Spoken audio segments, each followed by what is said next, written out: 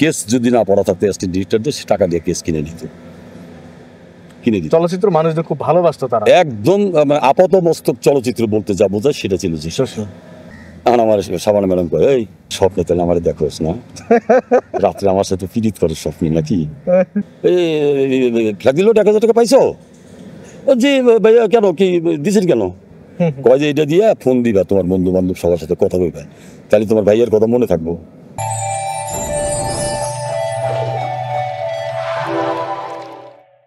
এই শুটিং করতে যায় একদিন একটা মজার ঘটনা, সত্য একটা ঘটনা হয় নয়, জসিম ভাই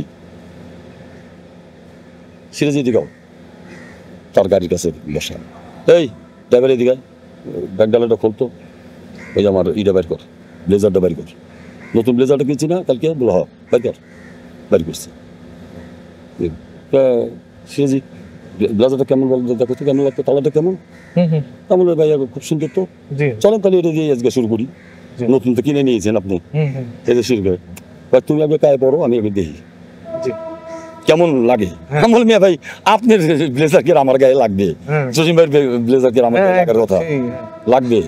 আহা, তুমি পড়তে বলছো, তুমি পড়ো না। শীতের দিন কিন্তু আমার তো একটু শীত মিট কম ছিল, আমি নর্মালি কিন্তু শার্ট পরা, আমি শীতের কোনো কাপড় আমার নাই, গায়ে দিছি যে আমারটা ফিট আমার শরীরের কি। আরে আব্বা, আমি তো বলে তোমারটা নিয়েছি, আমারটা পানি নেই, যাও। কি কর মিয়া ভাই, বলে না ভুলে তোমারটা নিয়েছি, আমারটা রানা হয়নি, এই যে তোমার গায়ে ফিট হয়েছে, এটা কি আমার গায়ে লাগবো? দিস ইজ জসিম ভাই। কেস যদি না পড়া থাকতো অ্যাসিস্ট্যান্ট ডিরেক্টরদের, সে টাকা দিয়ে কেস কিনে দিত। চলচ্চিত্র মানুষদের খুব ভালোবাসতো তারা, একদম আপাত মস্তক চলচ্চিত্র বলতে যা বোঝায় সেটা ছিল যে। আর আরেকজনের কথা যেটা বললাম, অসীম ভাই হিরো হিসেবে, সে আমাকে খুব ছোট ভাইয়ের মতো কি যে আদর করতো, সব ভাষায় আমি প্রকাশ করতে পারবো না। মানে তার আদর, তার ভালোবাসা, কিন্তু তার হিরো হিসেবে তার সাথে কাজ করা হয়নি, কিন্তু সে আমার 2টা ছবিতে অভিনয় করেছে, আমার পরিচালনায় 2টা ছবিতে অভিনয় করেছে। কি যে তার সম্পর্ক, কি যে তার আদর, কি যে তার ভালোবাসা, সেটা আজও আমি বলি না। প্রতিদিন সে আমাকে একটা করে ফোন করতো, ঈদ আসতো 1,000 টাকা ফ্ল্যাগ দিল, আমার ফোনের মতো চলে আসতো। কে দিল? একটু পরে ফোন, সেটা দিয়ে ফ্ল্যাগ দিল 1,000 টাকা পাইছো? জি ভাইয়া, কেন কি দিছেন কেন? কয় যে এটা দিয়ে ফোন দিবা তোমার বন্ধু বান্ধব সবার সাথে কথা কইবা, তাহলে তোমার ভাইয়ের কথা মনে থাকবো, ভাইয়ের কথা মনে হইব।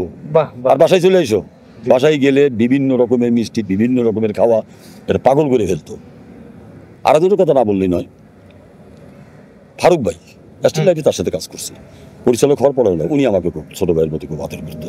যেহেতু আমি একটা, উনি যে আদর্শের, রাজনৈতিক আদর্শের মানুষ ছিলেন, আমি ওই একই আদর্শের মানুষ, আমি নামটা না বলি এই মুহূর্তে, তাই না, আদর্শের মানুষ ছিলাম, এই জন্য খুব আদর করতো, খুব ভালোবাসতো, খুবই সম্মান করতো, ইজ্জত মানে আমার আদর করতো। এই ছিল আমার খুব ভালোবাসার মানুষ। এদিকে সাবানা, সবাই কিন্তু ওই সময় প্রতিটি শিল্পী, আমি বলবো শুধু জসিম ভাই, অসীম ভাই, ফারুক ভাই এরা না, প্রতিটি হিরো, প্রতিটি হিরোইন তখন মনে হতো ফ্যামিলি, বলা হতো না যে চলচ্চিত্র একটা পরিবার, ওই সময় ছিল পরিবার, তখনই পরিবার বলা হতো। সেই পরিবার হয়তো এখন অনেকেই দেখতে পাচ্ছে না। সেই পরিবারটা যদি আমরা হতে পারি, আবার আবার আমি মনে করি ওই পরিবার হতে হবে, পরিবার হতে পারলেই আবার চলচ্চিত্রে আবার পিছনে আবার সেই জায়গায় দাঁড়াবে। কারণ শিল্পী যেভাবে সহযোগিতা করে, যেটা বললাম জসিম ভাই, যেটা বললাম সাবানা ম্যাডাম, মজার কথা, সাবানা ম্যাডাম, আনোয়ারা ম্যাডাম ছিল আমাদের এই ছবিতে 2 নম্বর কাজে, উনি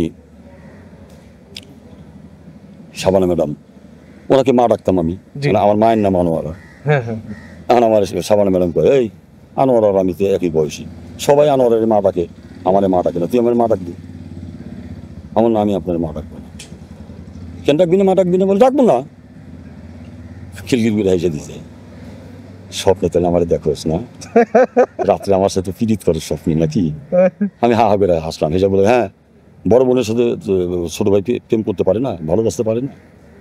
আপনি তো আমার বড় বোন, আপনারা যদি মা ডাকি আমি, তাহলে তো বলবো যে এই ধৈর্য ফোলার মা হইতেছে সাবানা, আপনি সিনেমা দেখবে পাবলিক। আর উনি তো মায়ের অভিনয় করে, আর ওনার নাম আর আমার মায়ের নামে, আমি ওনাকে কি ডাকবো? ওনার ভাবি ডাকবো, ম্যাডাম ডাকবো?